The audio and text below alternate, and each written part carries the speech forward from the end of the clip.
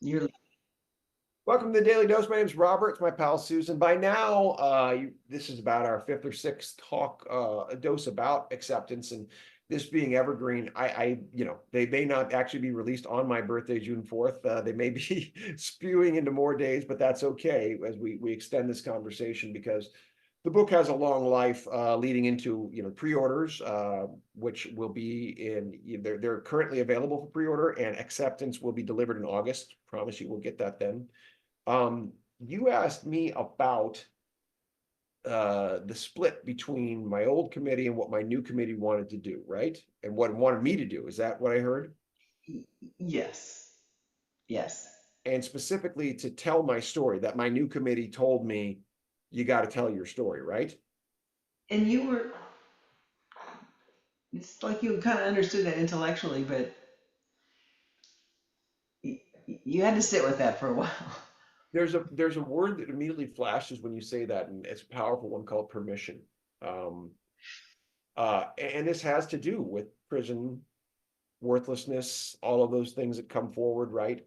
Um, and so much of my desire to fit in and my desire to do it right in this scientific program kept me down a straight line that, you called from an early position and you were like, well, why can't you just? That was the opening to a lot of your questions. And my response was often because science says, or because my program says. I was trying so hard to be the good soldier Yeah, yeah. and fit inside of the quantitative version of the rigid So scientists. ironic, because I mean, everything you teach us is there really aren't any rules, and you don't have to fit in this box, and yet you had that demand, and you felt the need to live up to it, but it wasn't in your heart, and you didn't feel No, it good was enough. fear-based. It was absolutely, it was fear from the standpoint of I kind of can't believe I got in. I desperately want to make sure I don't get kicked out. I have been told I'm on the verge of being kicked out.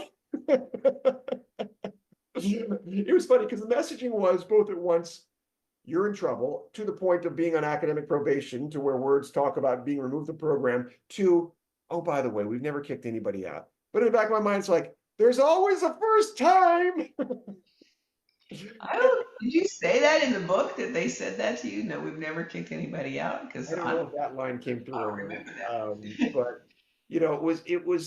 it was from voices I couldn't trust. It was from voices who had already deceived me. So them saying, "Don't Right. worry, we've never kicked anybody out." It's like, well, I didn't think you were going to fail me for, writing about exercise and improvisation either. So let's talk about trust issues. No, you don't want to talk about that? Okay, let's not.